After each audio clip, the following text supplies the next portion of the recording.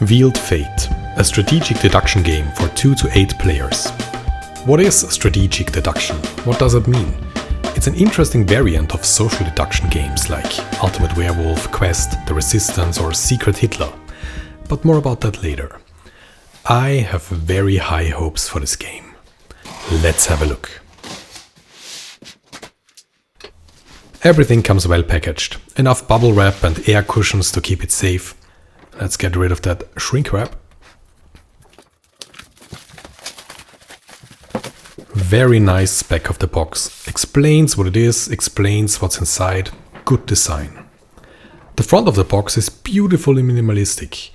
Excellent use of gold foil and UV printing. Love it.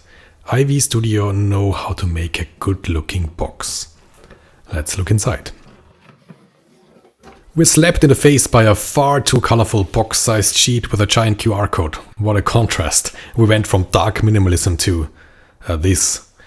Be gone. The rulebook comes in bright red. You'll have a hard time losing this. It looks to be well structured, as expected. Next up, there's a tray with all the demigod miniatures and their renown trackers. Renown is essentially victory points. This game is an interesting new take on the social deduction genre. Every player can move every demigod, but one of them is secretly their offspring. The players are all gods, by the way. So what you want is to see your demigod advance on the victory points track by completing quests. But you must not let the other players find out who yours is, or they will mess up its chances to gain any renown. The miniatures look good, and I appreciate that the colors were chosen carefully enough so that they work perfectly well for people with mild color blindness.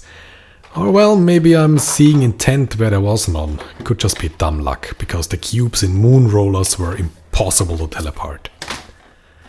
The second tray holds all the cards. There's a helper card for each player. It shows all the god powers and has all the demigods on the back. The quest cards. During the game you move demigods around and put them on quests. Every quest has multiple slots for demigods and 2 different possible outcomes for each slot.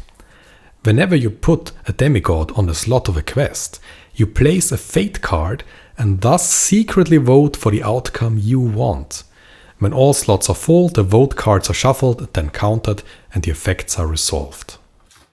Here are the city cards. They represent current events in the city and affect what happens when a demigod enters the city. These and the age cards add a bit of extra variability to the game. And the demigod cards are used to determine who's got which demigod. And then there are lots of fate cards. Each player gets 5 random ones, and you use them to vote feather or scorpion on quests. This is the first player marker, sturdy plastic. Oh, totally missed the city marker. When a demigod travels to the city in the center of the board, you advance this on the city card, which can give you nice effects like an additional fate card. This is nothing. And finally, the board. Here is the city, the center of the world. Below it we find all the pieces that go around the city. And one more thing, a nice coin to flip when a vote results in a tie. And it's also needed for certain quest outcomes. Very nice. This is a beautiful game. I've played it once now with 4 players and it was a great time. Can't wait to try it with a bigger group, because the rules actually change a little bit. With more players, you share a demigod with another player.